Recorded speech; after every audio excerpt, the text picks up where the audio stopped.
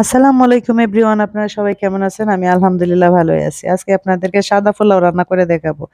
আর special ভাবে আমি দেখাচ্ছি, দেখুন আমি একটা ছোট্ট একটা পাতিল নিয়েছি। সবসময় আমি এটাতে রান্না করলে আমার খুব কমফোর্ট লাগে, ভালো লাগে। এই যে দেখুন পেঁয়াজ কুচি নিয়ে নিয়েছি, দারচিনি, এলাচ, লবঙ্গ, তেজপাতা সব দিয়ে দিলাম। এখন আমি ঘিটা দিয়ে দিলাম। দিয়ে তারপরে দেখুন গরম করে নিয়েছি। এটা আমি একটু ভেজে নিব।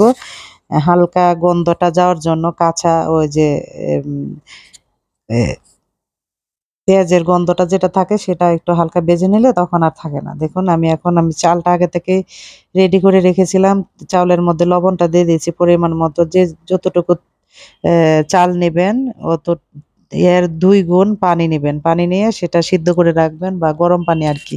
সেই গরম পানিটা দিলে আপনারা সবাই পোলাওটা অনেক সুন্দর হয়। এই যে দেখুন আমি এখন ভালোভাবে নেড়ে-টেড়ে নিচ্ছি।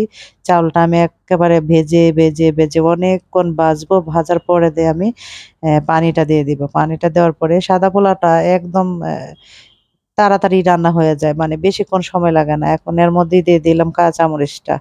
তেজপাতাটা আগে দেইনি, তো এখন আমি তেজপাতাটা এখন দিয়ে দিচ্ছি। দেখুন আমার ইয়েটা কত সুন্দর দেখা যাচ্ছে। এরকমভাবে অনেকক্ষণ ভেজে নেব ৪-৫ মিনিট। ৪-৫ মিনিট পরে আমি পানিটা দিয়ে দিব। এই যে দেখুন কত সুন্দর দেখা যাচ্ছে। আর আপনারা তো জানেন যে পোলাও রান্না করতে গেলে পানিটা গরম পানি দিতে হয়। আর যদি ঠান্ডা পানি দেন তাহলে কিন্তু এটা ভালো হয় না। এই পোলাওটা জরজরে হয় না, সুন্দর হয় না। আমার সবসময় আমি এই পাতিলটার মধ্যে আমি রান্না করি। আজকে রান্না করতেছি সেটা হলো আজকে জুমার দিন।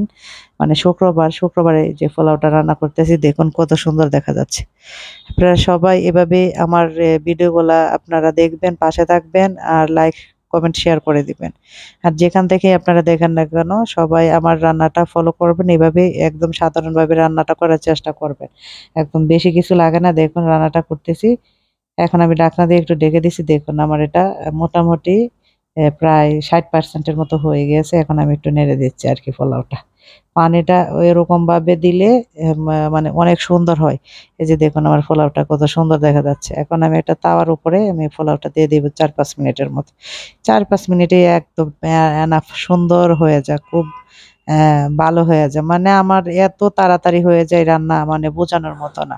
আগে থেকে সবকিছু যদি রেডি থাকে তাহলে আর এত সময় লাগে না। আর আপনারা সবাই ভালো থাকবেন, সুস্থ থাকবেন, আমাদের জন্য দোয়া করবেন। আল্লাহ হাফেজ।